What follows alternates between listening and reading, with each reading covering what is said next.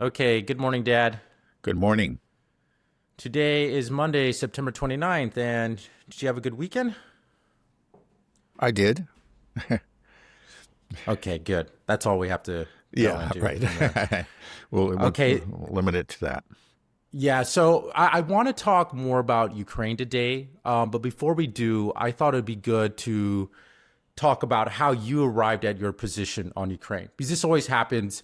I put out a couple videos about Israel, Palestine, and then a lot of people would find us, and then they think like, hey, yeah, these guys have the right position, moral position here with Uh-huh. regards to Israel, Palestine. But then when they hear what you say or when we talk about Ukraine, they're like, whoa, whoa, this sounds like Russian propaganda or something that doesn't quite click right. So I feel like it'd be nice to hear how you arrived at your position on Ukraine. And then if anybody listening, if they think that we're getting something wrong, just leave in the comments and we can address it later. But I'd like to start off by asking you a broad question. Just Uh-huh. what makes the Ukraine war so important? Because there are conflicts that are going on all over the world. Like for example, in the Sudan, there's a horrific civil war, and we never address that. Why should we Yeah. be focusing on the Ukraine war? Why is it so important that we, the people here in these Western countries, really understand this war? Well, I would say, this war is important and deserves our attention because it's a, let's say it's a war that will decide the future in so many ways and is deciding the future. It's already really changed, I think, the course of history. I don't think that's an exaggeration. Now,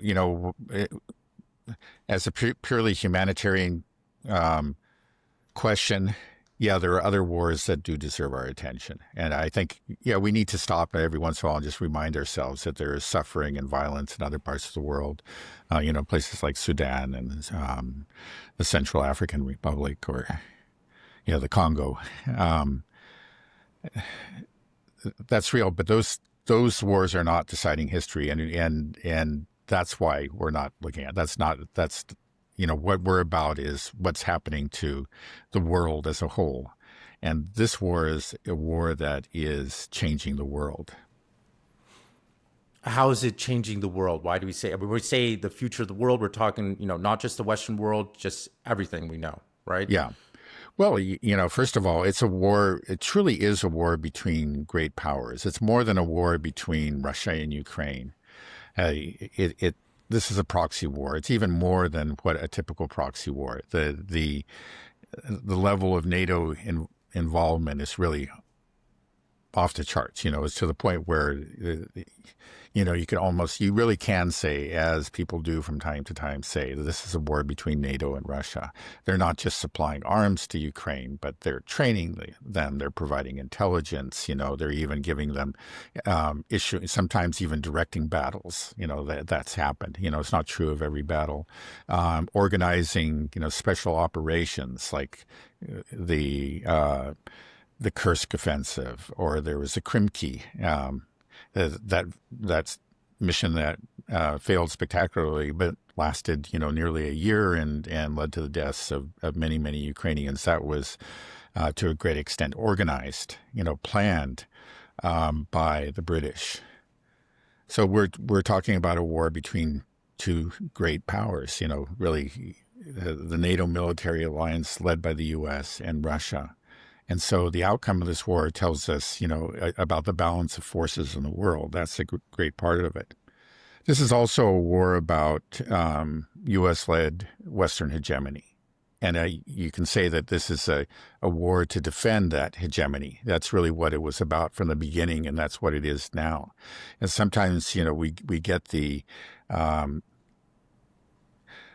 proponents of the war on the Western side to speak honestly, like Boris Johnson did. I think it was a year or two ago, where he said this, this is the Western-led or Western hegemony is at stake. This was the language that he used. And that it's very important. It's already had an effect. I think it's actually severely damaged Western-led hegemony, because this war has more than one dimension. There's military, but then there's economic. You always hear that there's these dual tracks. When the Europeans are constantly and the neocons in the U.S. are always saying, well, we need more sanctions, economic sanctions, and we need more weapons. and that's their solution to every problem. So this is a war that they're fighting on two fronts, you could say. There's the military front and there's the economic front. And the result of the economic war has been spectacularly bad so far for the West, and the world has seen that, and that has changed the world. I think, like when we saw recently, we've seen how China has fiercely rejected attempts to, wage to attempts by the U.S. to force, economic. Just tariffs, right? Yeah. Okay. Just to counter these tariffs. We could just say that. Okay. Yeah. I'm trying to think of something, trying to be a little bit more subtle, but there's no need to do that. Yeah. That tariff war was launched against them and they immediately fought back. But then we also saw India. And I had the feeling that if it wasn't for Russia and its success in standing up to the economic war that was waged against it by the West, Russia would not have, India would not have remained so firmly resistant to U.S. coercion. But they have. And we just see it around the world. I think that just the countries all around the world have looked at this, especially the economic war, and they have drawn their conclusions that the age of Western hegemony is coming to an end. It used to be that, every country lived in fear of these sanctions. They saw Iran. Now, Iran survived, but it really was, to a great extent, crippled or suffered under these sanctions. It survived. But Russia didn't just survive. Russia prospered. The Russian economy grew, was 4.3% last year, 4.1% in the previous year. This year is slowing down, as a result of the efforts by the central bank to reduce inflation, but it's still 2.5% is forecast. It's doing better than the Western nations. How do we know? How do we know that's true? Because if you're living in the West, we're being told that the Russian economy is suffering, that they're on this wartime footing and that it's bad and that we just push a little bit harder, the whole thing could collapse. They say that, but they don't provide any evidence. And nobody has actually seriously, doubted the figures that are coming out. Maybe some people have, but in general, you don't see even an attempt to go after it. It's just these assertions are made, but they're not supported by evidence. And the thing is, look, I've been in Russia 3 times since the war began. And I saw a prosperous country. I haven't been just to Moscow, but, to 4 other cities. And I saw, again, a prosperous country and a thriving economy. There was just no signs of economic distress anywhere. And of course, your sister has been there the whole time, actually from before the war, to the present time for 5 years. And she hasn't seen, any signs of economic distress. Now, there has been inflation, but the fact is wages have been rising with it, so that actual real wages have been rising. The average Russian is doing better now than he was at the beginning of the war. Okay, well, if this war is really deciding the fate of the future, this is a history course-changing moment, right? Then it's really important that we get right who are the good guys and who are the bad guys. And what we see here is that Ukraine was a sovereign nation and Russia invaded it, right? So shouldn't we be backing the Ukrainians here? Like, why is it that, how do we know who's the good guy? To me, it seems like, okay, the invaders are usually the bad guys, right? Right. You can call it an invasion. I would certainly call it a major escalation, but people forget that the war really started roughly 8 years earlier in 2014. And a civil war broke out in the eastern provinces of Ukraine, mainly in the Donbass. And that never ended. There was constant shelling. Thousands of people died from 2014 through to February 22 when the SMO was launched, when the invasion, which, you can call it an invasion, but it's not an invasion that came out of nowhere. There was a war ongoing. So you could also just call it a major escalation, or as some people, an intervention in a civil war. All of those, I think, are fair ways to describe what happened. More than 10,000 people in the Donbass, 10,000, you could call them, Russian, ethnic Russians in Ukraine died. And it happened over the course of, this 8 years. There was constant shelling. It was one thing to see. This is the thing. Everybody has a sense, I think, in the West, probably it's true, that this just came out of nowhere. All of a sudden, one morning Putin got up and said, I just want to take Ukraine. That's basically the way it's explained. And it was a grab for territory. That just couldn't be farther from the truth. Again, if you were actually paying attention to the news or trying to go beyond the mainstream news, you knew that these attacks, like the shelling of Donetsk City, it was an ongoing tragedy. There was nothing, there's just nothing of military value within Donetsk City. Nobody's even managed to, it rarely makes the claim, or if they do, they just don't provide any evidence. There's just nothing. They were shelling civilians. They knew what they were doing. And they were killing kids, and other innocents, schools and hotels and hospitals and marketplaces, week after week, day after day for the course of this, these 8 years. And so, that's the background. It didn't come out of nowhere. There was this this war that was ongoing, and it was very, very vicious. And the thing is, on the Ukrainian side, is really directed, at the Russians, because those people are Russians. They identify as Russians. They speak Russian. They consider themselves to be Russians. And there's this hatred of Russians on the part of the ultranationalists who are growing in power. Were already, growing in power and had their militias there fighting on the front lines, and who were deliberately killing Russians. So this was happening. And the West just never cared about it. There was the OSCE, it was the Organization for Security and Cooperation in Europe, which is largely actually run by the Western Europeans. And if anything, clearly, like the Russians say, it's just, they don't feel it's very objective. But even the OSCE was saying that 80% of the artillery shells were going from Ukraine into the Russian occupied part of Ukraine, what is now into the Donbass.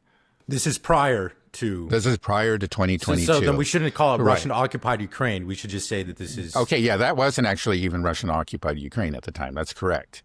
It was held by the militias, by, you could call them the separatists. I think that would be fair to say. I think an argument that a lot of people might say is that, Russia was fueling and funding these separatists, putting their own operatives, their own special forces, covertly into eastern Ukraine already prior to this, and fomenting this. What would you say to that? Fomenting it, there's really no evidence of that. During the first few months when the fighting broke out, and immediately, this was following the coup. I think it's fair to call it a coup in February of 2014. Immediately, some of the first things they did was, and the people in these regions protested because they understood what it meant for them. Like, the very first action taken by the new parliament was to actually deny official status to the Russian languages in those provinces. And that was the very first thing to do. Now, the vast majority of people there speak Russian. Actually, the majority of people in Ukraine as a whole speak Russian, but this was the first thing they do. So you have, that means that in all official settings, official events, official documents, they all have to be in Russian. So yet you have, people... You mean in Ukrainian? Oh, yeah, I'm sorry, in Ukrainian. Yeah, it has to be in Ukrainian. Now, these are Russians, and, a lot of especially the older people, a lot of people, period, there just could not even understand these documents, or being asked to sign documents that they can't understand. It's clearly they found this to be very discriminatory. It was a very hostile action that was taken against them. And before there had been, under Yanukovych, who was the president, the duly elected, president that was overthrown in this insurrection, in February of 2014, some protections have been instituted, for those provinces, where the majority, or where a significant portion of the residents were speakers of Russian. But these were the first action that was taken by this new parliament, the Rada, was to strip these away. And they could see what was coming. So they began, they had their own insurrection. They began to seize buildings, and then immediately these militias were formed, again, of these ultranationalists, people who really have this view that Russians are subhuman. That's not an exaggeration. And they went east and violence, they attacked these people, attacked citizens, attacked militias, and then we had a civil war on our hands. Is it fair and accurate to say what really happened in 2014 was a coup? Was this not representative of what the people want, a natural, self-determination process in any way? Well, they did have it. I mean, the president of the country had been elected, and it was admitted that this was a fair election. He was the duly elected president of Ukraine. Now, what happened was, that there was the Europeans, the EU, they were trying to get him, Ukraine on the EU track.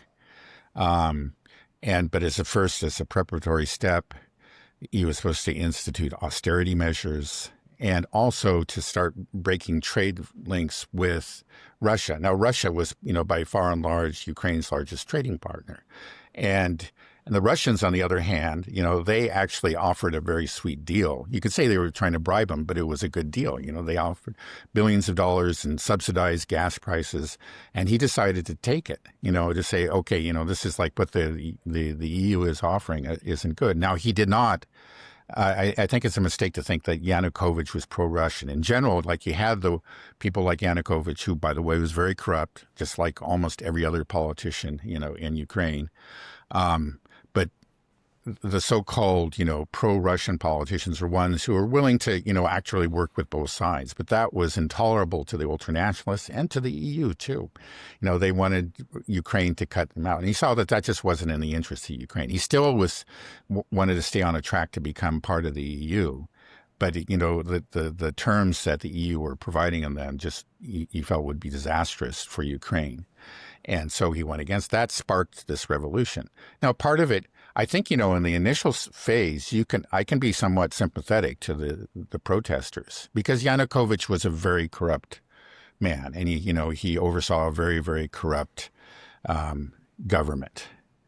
And so a lot of people thought, the way out of this corruption, now, think Ukraine had, in a way, never got out of the 90s. Russia had already climbed out of it. Some of the other, former Soviet republics had climbed out of it. But Ukraine was just kind of mired in the 90s. It was still, in 2014, was poorer than it had been before the fall of the Soviet Union, when it was still a Soviet republic. So not only had it not prospered, quite the reverse had happened.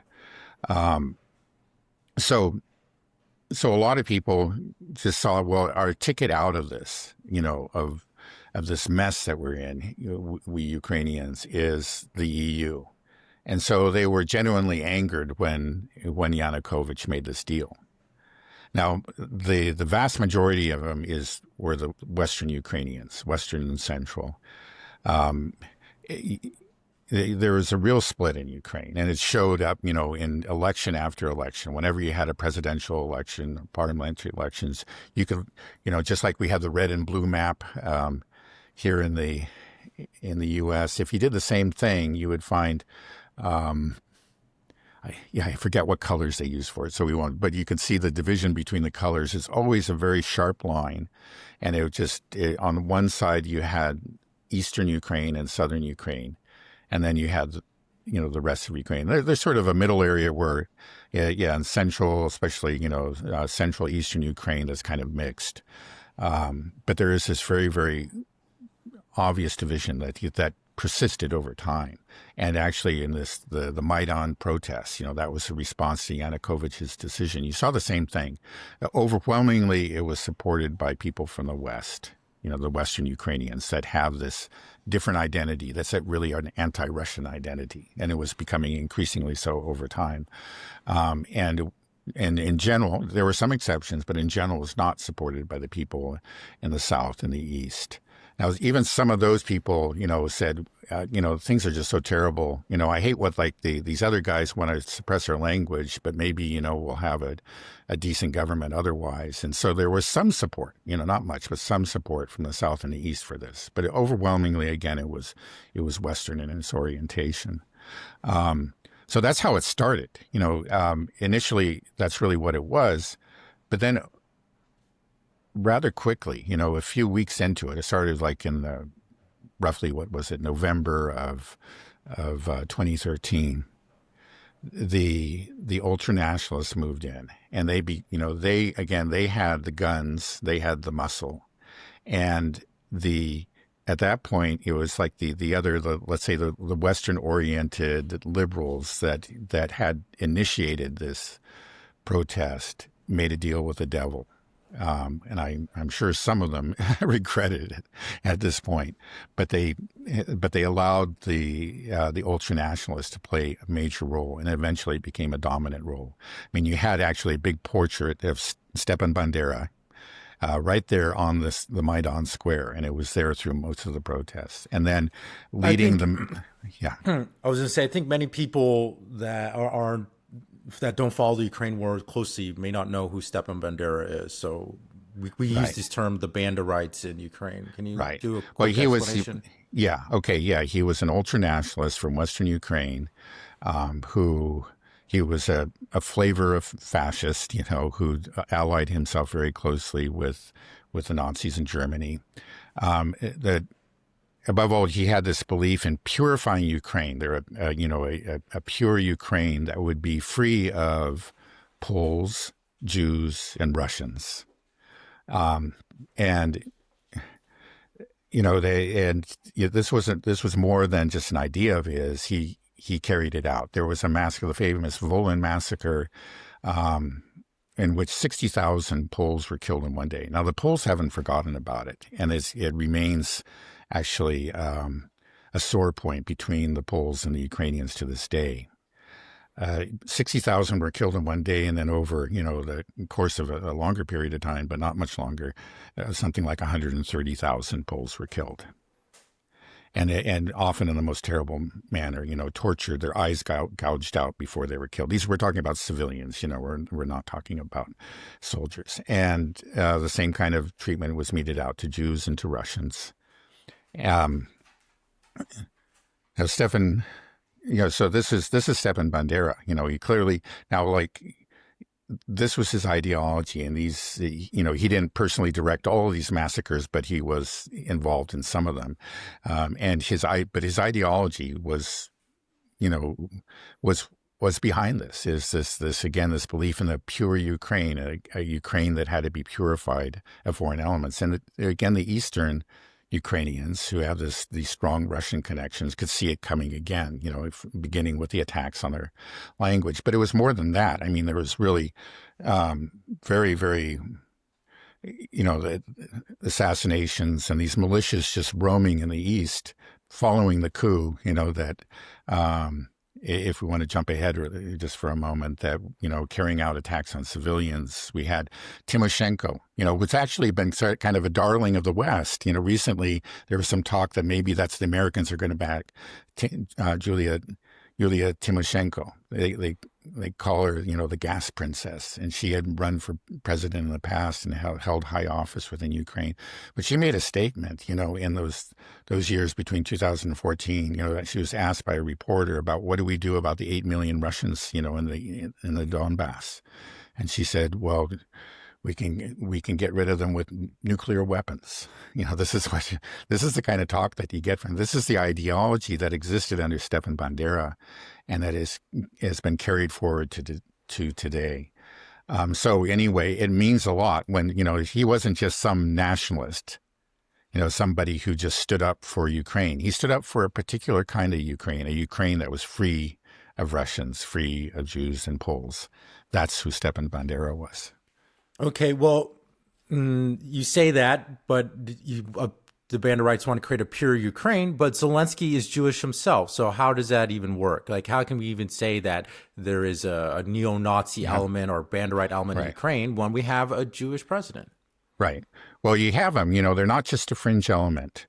Again, they were on the fringes, but they've gone to the center, and um, but they have made adjustments to their ideology. It was actually, I believe it was, not too long after the coup in 2014 that, there were different of these far right groups. And I believe it was the right sector. The head of the right sector was often mouthing off about the Jews. There was something, a real obsession of his. And the government forces went after him, trying to arrest him, and ended up actually killing him in a shootout. And after that, it's interesting, but that the nationalists kind of decided to adjust, let's say, their rhetoric, at least. I don't know what they're actually thinking in their heads, but they pretty much dropped. You get these statements still from time to time from certain figures on the far right within Ukraine, certain anti-Semitic comments, but they're pretty rare now. It's not like, but in general, they decided to drop that focus. Certainly in the Poles, the Jews, but they kept it for the Russians, and I think that was always their main obsession. So you think the ideology has evolved to, for a period, Ukraine is just no Russians. It's not so much. That's what it's become. And, maybe that's just a temporary, just looking at a tactical change, or maybe it's it's something that's going to be more permanent. But yeah, the anti-Russian rhetoric, as we could see, for example, from Timoshenko's comment, and that's just, one example among many, and he has actually, if anything, ramped up and become more vicious. We have Budanov, the head of the military intelligence, talking about how he just likes to kill Russians. He's not talking about Russian soldiers, just Russians. This is something that they glory in. This has become what Banderism is all about, is just hating Russians. And it always was part of Banderism. And, it's probably the greatest part of it. And yeah, so that's what it is. And that's what became central again in the leading up to the coup in February of 2014. Okay, so when we talk about the ultranationalists, that's who we're talking about, or the neo-Nazis, we're talking about this ideology that has taken root there. And you said that the ultranationalists moved in the coup and they had all the guns. How did they have the guns? How did they have the power? What percentage of the Ukraine had this ideology already? Yeah, when you look at, like prior, I think actually right prior to the coup in 2014, there was something like 8% of the parliament was represented by the ultranationalist. So, it was fairly small. So you think, okay, well, this is just sort of fringe. But the thing is, again, they ended up actually taking over this Maidan. They were the ones who really carried out the coup in the end. They took control of the streets, and I would say like the Western oriented liberals that initiated were very foolish. They thought they could control these people, and they couldn't. So when the coup took place, or immediately following it, and the new government was formed, this small group we're talking about that was just supposed to be 8% of what was 8% of the Rada ended up getting a third of the ministry posts. And we're talking about the most important ones, the most powerful ones, the Ministry of the Interior, everything, the Ministry of Defense, the head of the National Security Defense Council. That was actually Parubi himself. Now, Parubi was assassinated earlier this year. Maybe by that man dressed up as a courier. But apparently it was just for internal reasons. You would think maybe it could be the Russians. A lot of Russians wish it was the Russians, but apparently it wasn't. But anyway, Parubi, he was the head of all these militias in Maidan Square, and he was an ultranationalist from the very beginning, from even before the fall of the Soviet Union. I think he's a link all the way back to the Nazis or the Banderites, the You could actually call them Nazis. A lot of them were actually incorporated into like the SS during World War II. But anyway, Parubi, immediately after the fall of the Soviet Union, established this party, which he called the Social National Party. And if that sounds familiar, it was meant to sound familiar. And that eventually became Sloboda, which is still existing. And then he was a leader of that. And then he ended up, he ran, again, this is Mr. Ultranationalist, the most extreme form. He actually really controlled, he was in charge of what was happening in the square and the Maidan at the very end. And it was his people were in the hotel where the shots were fired that killed the various police officers and protesters, and was used as a justification for the overthrow of the government. That was the false flag that, we could get into that. I don't know if we want to get into that now, but it clearly was a false flag, and it was carried out by Parubi himself, this ultranationalist. Then he became the head in the new government of the National Security Defense Council. So, they moved from the fringes. Like if you go back, several years before the Maidan, they maybe were getting 2% of the vote, and then it was up to 8%. And then here, they were in charge of the most important posts within the government. Later you got a president who was, of Jewish ancestry. My understanding is maybe technically not a Jew. Father is Jewish, mother is Gentile. So, according to Jewish law, he's not really Jewish, but okay, we can call him Jewish. But they had already, decided they had adjusted their ideology again to focus on Russian hatred, and that's the way it is, to the present. I would be kind of nervous if I were a Jew in Ukraine, and many are, and there are condemnations occasionally we get from Jewish groups, but at the present time, they have decided at least to tone down at least the rhetoric and maybe the thinking too. I don't know what's going on in their heads about that. Okay, well, even if that's true, can we say that, countries, they all have sordid histories, but at the end of the day, there is, territorial integrity, right? If Russia can just forcibly take land, won't that just set a dangerous precedent? And we'll be living in a world where the most powerful guy on the block can just gobble up its neighbors, and that's what we want to stop. We would descend into chaos if we don't, Right. respect the borders, the sovereignty of Ukraine. Right.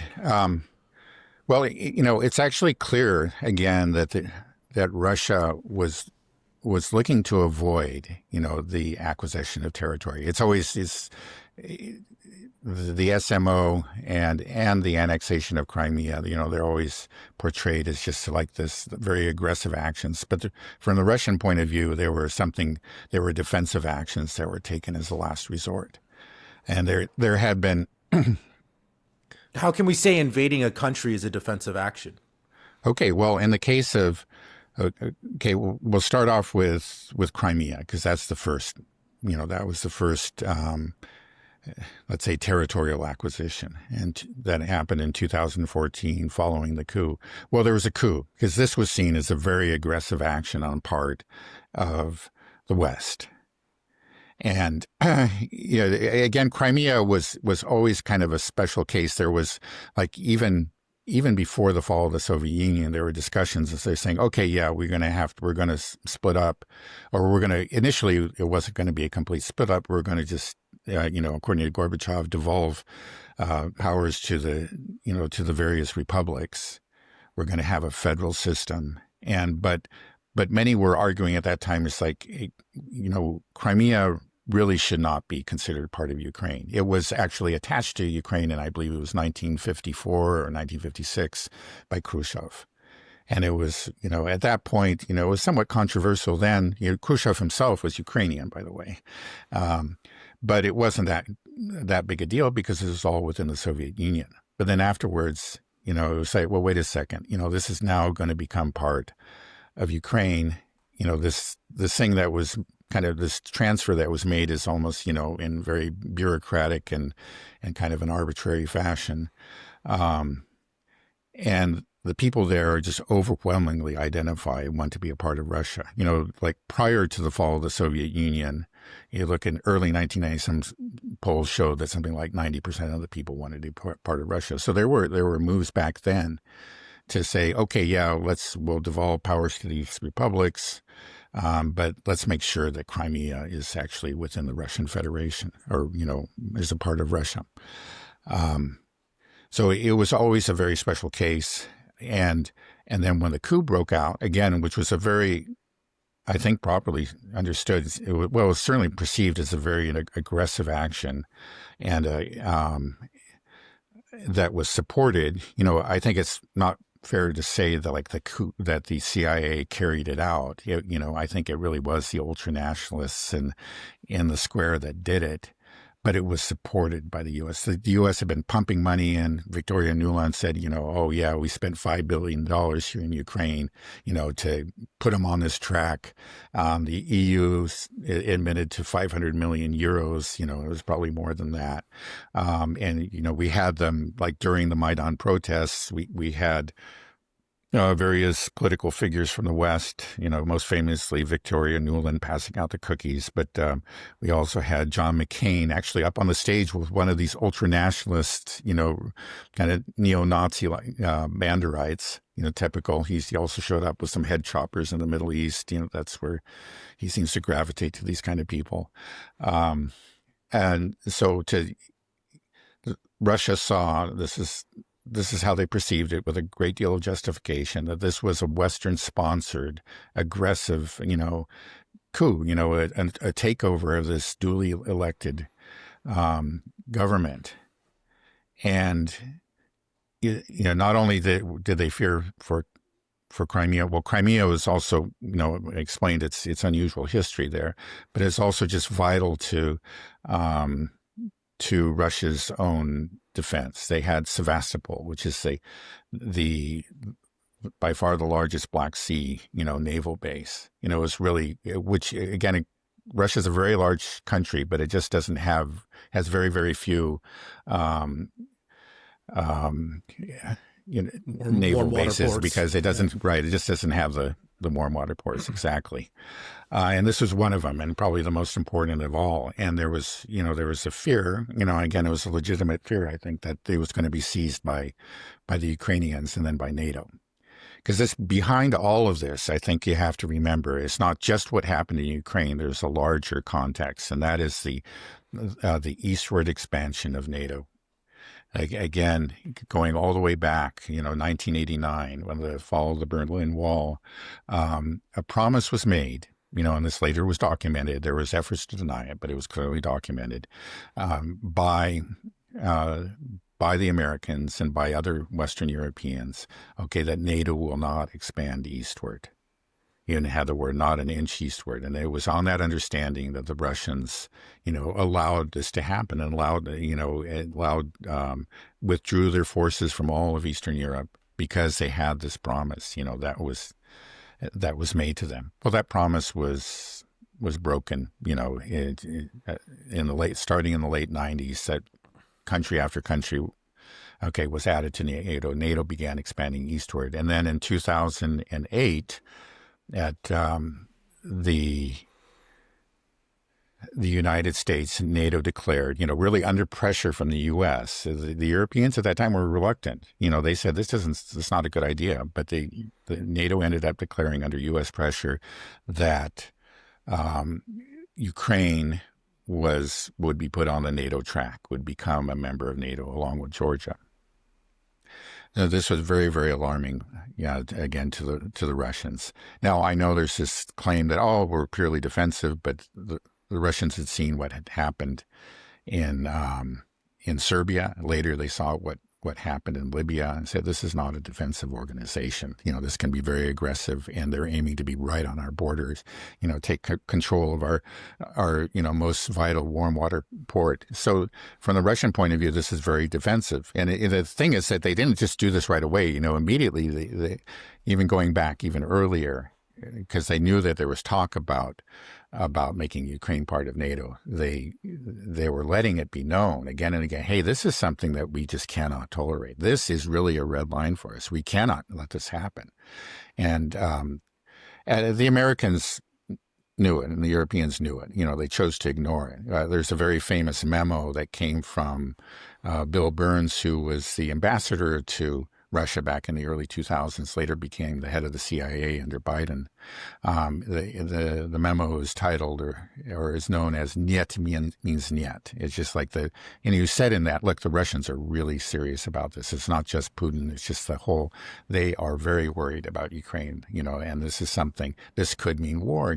This was understood. And the Russians were warning. It's not like they just jumped the gun and surprised us. They were telling us again and again, hey, this is just something we cannot tolerate. But I think, again, just coming out of the 90s, for such a long time, Russia had been so weak that we'd learned to ignore them. And we decided just, who cares what the Russians think? Who cares? Well, eventually the Russians responded. Eventually, after, just this long history of disregarding their vital security interests. Now, let's go back a little bit farther. You say, well, why should the Russians be worried about this? It's because, Russia in 1941 was invaded by Nazi Germany and Operation Barbarossa. That led to the deaths of 27 million Russians. I mean, this is just such an astronomical figure that we can't even really begin to understand what that meant to them. We remember our 500,000 fallen, but it's just nothing. And it was a war that not only, led to deaths of so many Russians, just devastated so much of Russia.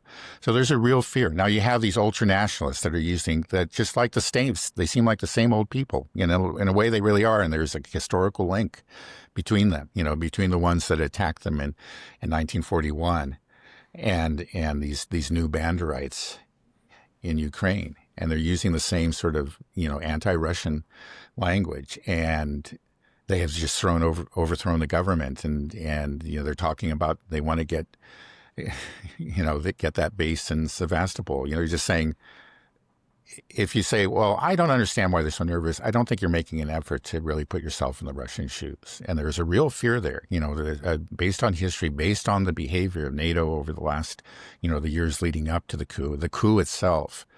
So, from the Russian point of view, it's defensive. We never make any effort to understand what they're saying, and we don't pay attention to anything they say. If we had, we wouldn't have been surprised, right? But the public is never told about this, so it just seems to come out of the blue. It just seems like a very aggressive Russian action. Okay, well, could we say at least there's some, legal arguments, for example, like the Budapest Memorandum, Ukraine had nuclear weapons and it gave them up and returned them to Russia in exchange for security guarantees, in exchange for the promise that their sovereignty would not be violated, that they would not be invaded precisely by someone like Russia. What do you say to something like that? Yeah, well, but there was also other promises that were made on the Ukrainian side, and that was neutrality and also, protection of minorities. And so those were violated by the Ukrainian side. So the Russians looking at it say that you've already violated this memorandum. This doesn't hold anymore. And I think there's no question, if the Ukrainians had agreed to neutrality and the previous government, the one that was overthrown, had, but clearly the new one that was being put in with NATO support, EU and CIA support, it was hot to join NATO and to violate its neutrality. And in the end, well, they did. They after the coup, the Ukrainians changed their constitution and ceased to be a neutral country in preparation for becoming a NATO country. So they did end up by violating the Budapest Memorandum before the Russians did. Okay, well, even if, let's say, there's provocations towards the Russians, they saw this as a threat. Okay, they invaded. What about just the horrific war crimes that we see? We hear about the Bucha massacre, Mariupol, Kharkiv. If you're listening to Western media, you see this, what's being shown as deliberate targeting of schools and hospitals, civilian infrastructure. No matter what, you can't justify that, right? Yeah, but this clearly there's not deliberate targeting. I mean, you stop and think about it, it's actually extraordinary how careful the Russians have been and how few civilian casualties there have been.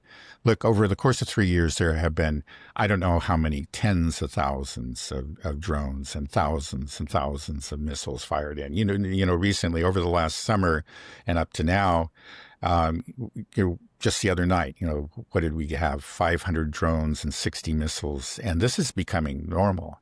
And the thing is that most of the time, there are no casualties. Occasionally there's 1, 2, 3 people killed, which is, I'm not going to minimize, but actually you think about it, that this is a testament to the restraint, the caution, the precision of these strikes. Now, over the course of months and months and months, occasionally something will go wrong. And it's not clear that it's gone wrong on the Russian side. But inevitably, there's going to be a missile that goes off course and hits something. Now, you're just telling me we know that they're hitting these energy facilities, these military production sites with these training sites and so on and forth, all these things that have clear military value. It happens night after night after night over the course of, of years. What you're telling me to believe is that every once in a while you say, let's just strike a hospital. We're going to send this missile and hit the children's cancer ward or something. I'm sorry, I don't believe it. The other explanation, which is, I think in the end, you just have to say, has to be true, because if you're firing so many missiles and so many drones, again, it's just inevitable that some of these are going to go off course for one reason or another, and something's going to be hit. It's just going to happen statistically. It's going to happen. So it does happen occasionally, every few months that maybe a hospital is hit or a residential structure is hit and there are a few civilians that are killed. But what happened? There are different things. It could be that the missile or the drone malfunctioned. That's possible, because occasionally they will. But then you have to also remember that Ukraine has air defense. They're sending up their own missiles, and sometimes they succeed in intercepting. Often they do, and the missile blows up, but then fragments fall. But other times, they're only partially successful, and they can knock a missile off course. Or sometimes the interceptor misses the incoming missile or drone entirely, and lands within the city and strikes a target. That's just going to happen. You can't tell me it's not going to happen. And if you just look at it, that's what you're going to expect. That's a kind of collateral damage. There's no reason to go for this targeting argument. It just doesn't make a bit of sense, and it's just not supported by the statistics. Again, it's extraordinary how few civilian casualties have occurred. And at this point, I just want to make one little point. I saw a statistic. This was in Haaretz, not a pro-Russian newspaper by any account. But they said, within Gaza, the 46% of those killed by the IDF were women and children, which is double, actually, like the historical average, twice as much as the second highest toll in a war, during the last many decades. But in Russia, it's only 1%. In Ukraine, rather, by the Russians. They have been extraordinarily careful. I think it's higher probably in Gaza. It probably is. But even the official, like what the IDF, has recognized, at least, among themselves, and has been leaked to Haaretz, we have 46%, which is very, very high. We're not talking about other civilians, just women and children. Right. Yeah. I saw BBC a while ago had a 65% or something like that. Right. But anyways, we'll stick on Ukraine. Okay. Right. All right. Well, I understand. Okay, things can go wrong with air defense and missiles and drones. But what about, how would you explain the massacres that were committed? Bucha, Mariupol, Kharkiv. Okay. Well, I would say they didn't occur. I mean, there was the one that I know about is the so-called Bucha massacre, and there may have been a massacre, but if it happened, it was most likely carried out by the ultranationalists against Russian sympathizers. Again, well, one thing, like the Russians withdrew from the town. We didn't hear anything about it. We just got some sort of happy message from the mayor. And it wasn't until 4 days later that these claims were made, which again is very odd. And then we had pictures, people came and took pictures of people lying dead in the streets 4 days later. And one thing is they noticed that a lot of these bodies had, there was some sort of, I can't remember the color, if it was orange or something, that they had a ribbon, like tied around the arm. And that was something that actually, that residents had used to identify themselves as pro-Russian, or, who actually helped out the Russians when they came into the town. And so a lot of people have argued, and there's more evidence to support it. I haven't gone into relay, but there are transmissions and so on and so forth, that it was the ultranationalists who came in and later killed the Russian sympathizers. Now, I know there has been some evidence, actually, that's more than just claims of the Ukrainian government, that there were some civilians killed by the Russian soldiers. And again, these were actually, they say there were civilians had organized like their own militias, and the Russian soldiers did kill some of them. But we're talking about something very small scale, not a major massacre. Again, like the Russians themselves had said, hey, let's actually have an investigation. Give us the names of these people that you claim are our victims. Okay, there was never any kind of proper investigation, the international investigation carried out, and they never have, to this day, refused to release the names. So I think there's every reason to believe that this was a false flag. Now, why would they do a false flag? Or it was actually a cover-up of a massacre that was carried out, again, by their own ultranationalists. They decided to pin it on the Russians and then to use it against the Russians. And they had at that time a very, very strong, or there were people within the government, within the Ukrainian government, had a strong motivation to pin some sort of atrocity on the Russians. That was, okay, at that time, negotiations were ongoing between the Russians and the Ukrainians. That was over the so-called Istanbul Agreement. That was actually the draft. It was either it was reached or they were about to reach it, when the so-called Bucha massacre occurred. And that was, I think it was immediately after it, because the reason that the Russians withdrew, it was actually a goodwill gesture. Because the Ukrainians and the Westerners say, okay, you want this agreement, this peace agreement between you and Ukraine, which again would respect Ukraine's territorial integrity, everything except for Crimea. But, it's not right for you to do this with like a loaded gun to their hand. You have these troops outside of Kiev. So the Russians actually agreed and withdrew. And then immediately after, or not immediately, but days after, we came up with these claims of the Bucha massacre and so on and so forth. And it was used, that was part of, the effort, the successful effort to torpedo the Istanbul Agreement, and which has led us into this war today. Okay, well, could we make an argument at least that since 2014, there have been democratic elections in Ukraine and they have repeatedly elected pro-European governments? So don't they have that right of self-determination, even if there are some unsavory things on the fringes?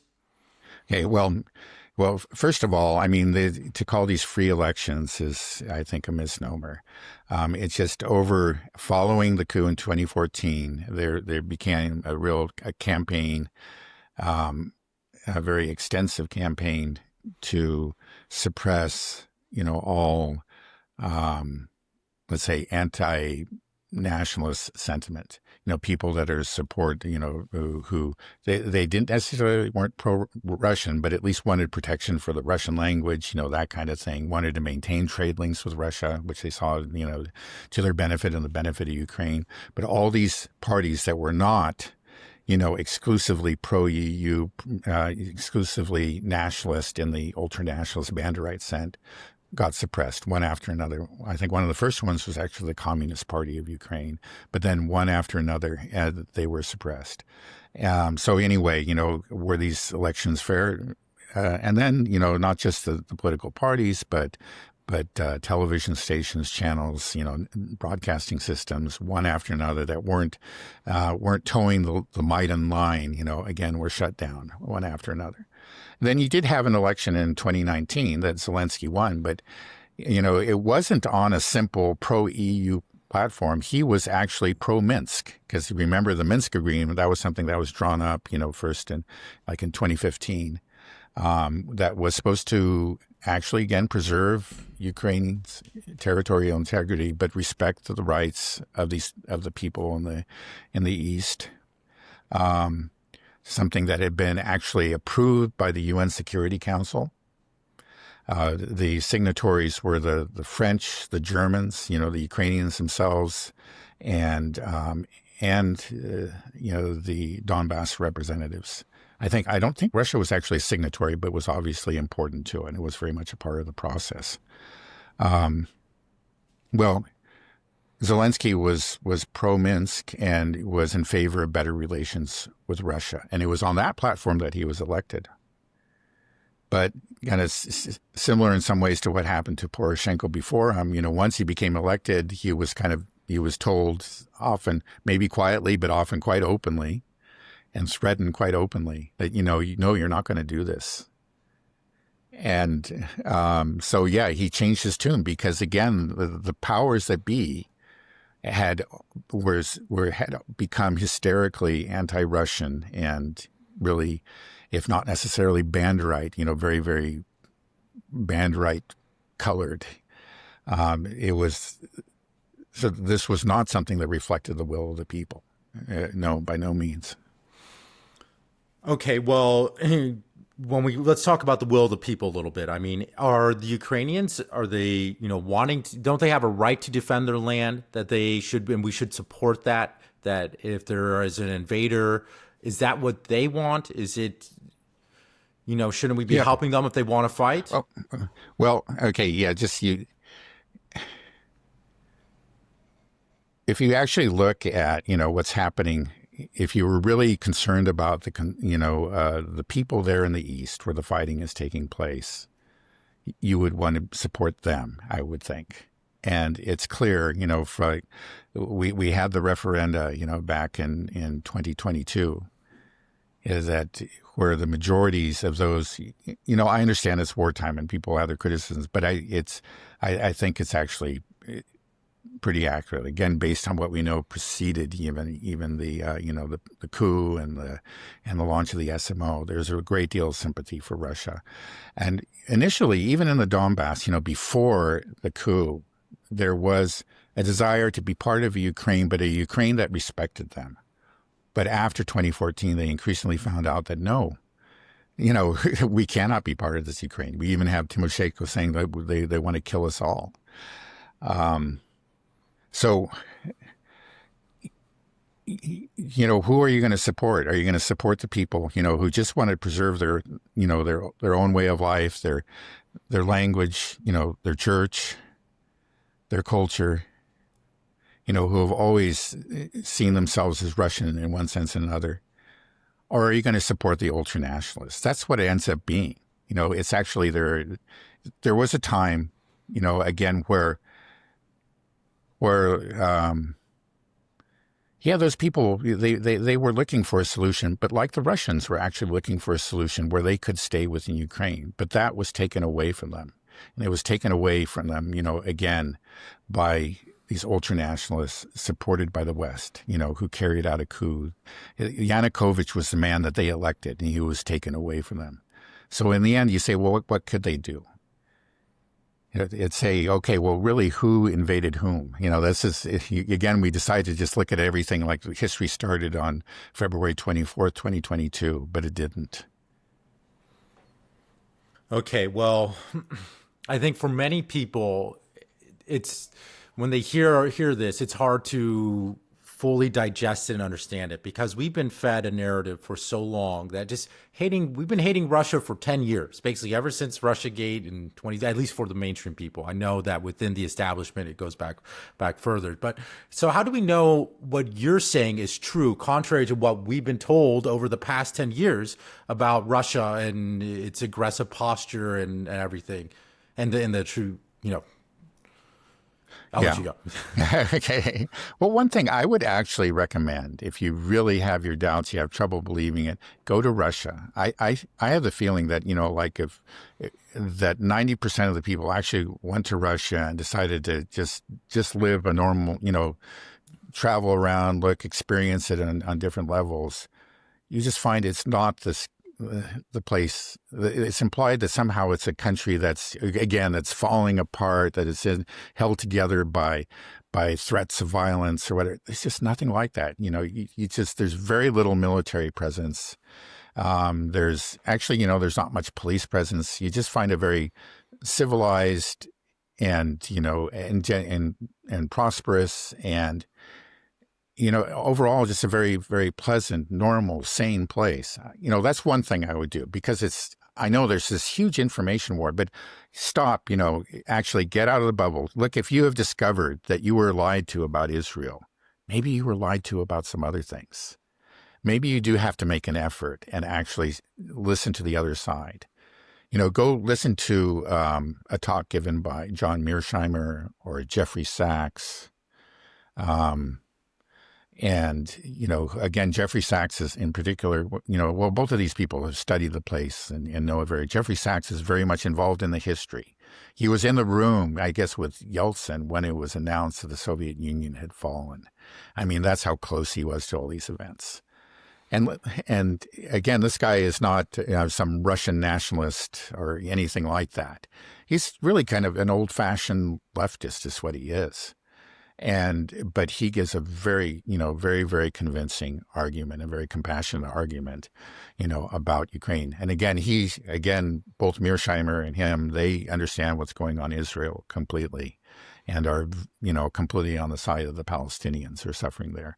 And now they're completely on the, are very sympathetic, very, very sympathetic with the Russians and understand, why they were pushed into this. So I would say, go listen to them, get a book, that's actually, and sit down and read it, because I think you have to do that. You're going to have to make an honest effort to actually at least give the other side a chance, because the propaganda against Russia has been, like you say, it's been going on for years, well over a decade. And it has, I think it's affected and really warped people's thinking, even when a lot of it turns out to, like in the case of the Russiagate, all of that stuff ended up just being completely empty. There was nothing to any of it. It was just totally fabricated. But there's so much of it that people have the sense, well, some of it has to be true, and it ends up coloring their perceptions of Russia. And then, there's been so much demonization of Putin. Again, another thing you can go and Oliver Stone had these 4 hours of interviews with Putin. And that was, when did he do that? Was it prior or after the coup? I actually can't remember exactly when it was. I think it was after the coup. But I think you just get a sense of the man, and he's highly intelligent. And actually, if you really, if you make an actual effort to understand what's going on and how the Russians see this, and they honestly see it, as was revealed by that memorandum, you will see that he's actually been very prudent, very cautious. He doesn't go quickly to the military solution. Actually, quite the reverse. He's always trying to look for the diplomatic off-ramp, a way to avoid it. And, a lot of people in Russia, actually, like the majority of people, especially, within the political class, think that he's been too cautious, that he should have been more aggressive. And it's because he's been so cautious, so prudent, so willing to compromise, so willing, has been so patient. Like in the case of the Minsk agreement, he waited for 8 years when clearly there was no sincerity on the other side to implement it. And then later, again, like the main architects of it, Merkel and Hollande and Poroshenko, all of them admitted that the whole thing was a ruse.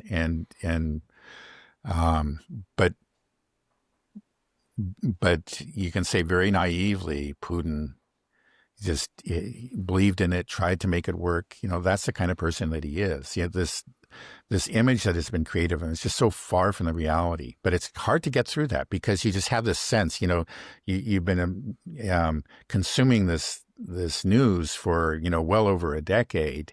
It just seems like this is a reality. This man is just some Putin, he's hell bent on reestablishing the Soviet Union, et cetera, et cetera. He's maybe deranged and he's bloodthirsty. And And you think, well, maybe it's somewhat exaggerated, but he's obviously got to be really, really bad. Otherwise, how wouldn't I think sometimes, again, it may be hard to believe how far from the truth that the information is that you have been consuming. But again, if you realized that you had been misled on Israel, you had been hearing for such a long time what a wonderful place Israel was, and so on and so forth, and then you finally found, hey, I have been lied to. You could be lied to about other things. So you got to make that same effort really to go and listen to the other side. And there are a lot of sources, both on the internet, and there are good books that you can read. And if you just make an effort, I assure you, you'll see that you'll start to see what it is, because what the other side says really adds up and is supported by the facts. What book would you recommend? Well, actually, I would recommend a book that I am reading right now. That it was published, I think, in 2000. Richard Sakwa, a historian, right? Okay. Oh, I'm sorry. Yeah, I'm not showing it to you. There you go. Okay. Yeah, I was showing it to you, but I got to put it in front of my camera. This is Frontline Ukraine. Okay. So this is prior to the SMO, but it gives you the background. And I think, and he's quite balanced. If anything, he may be a little bit too harsh on the Russians, but I think he does a marvelous job. And it's just to get a background to the coup. He argues that it's maybe better to call it a revolution, but but you'll have to read it to find out why he says that. An armed insurrection. Anyway, yeah, he's somebody who sticks very closely to the facts and is, just works very, very hard to be as objective as possible. That's one book that I definitely can recommend. Okay. All right. Well, I hope that if people made it all the way to the end of this conversation, that it's some food for thought and that they can digest. It's hard to switch some type of a narrative that's been so ingrained in your mind. You've had this way of thinking and viewing things, and I understand how difficult it is to try to keep that open mind when you've been conditioned. You may not even be aware that you're conditioned in that sense. Mm-hmm. But what should we hope for? Maybe it's too much to ask for some people to start supporting Russia or whatever. But obviously, this is like we said in the beginning, this is perhaps the most important conflict in our time. This is determining the future of the world. So what should we hope for? When we say the future of the world, can you be a little more specific on what is on the line for us? What is on the line for the average American and the European? How will this affect us? And well, we feel like we have to keep our the U.S. order, else it's going to, what's going to happen. Yeah, well, that's what it is. It's, American-led Western hegemony is on the line, as Boris Johnson himself said. And so, yeah, it is monumentally important. And it has already diminished that hegemony. Again, there has been a change in opinion, not so much within, just to a certain extent, even within the West, but especially outside of the West. I think the initial vote condemning the Russian invasion was something like 145, it was an overwhelming majority, in condemnation of the SMO, or the Russian invasion, or the intervention in the Civil War, whatever you want to call it. But the most recent vote, it was down to 93, which is not even a majority within the UN. And it shows that actually global opinion is shifting on this. It most certainly is. It's just that the Russians did a very poor job, and they just don't, it seems so this is not something they invest much effort in, in spite of what the West says. They don't really allocate many resources, to the information war. And they don't work very hard and are maybe not very good at explaining themselves. So when it happened, I wasn't even really clear as to what was going on. When the SMO was launched, I was actually taken aback. I was surprised by it. But at that point, I knew that I needed to understand, and I began to really make an effort to understand. what was going on.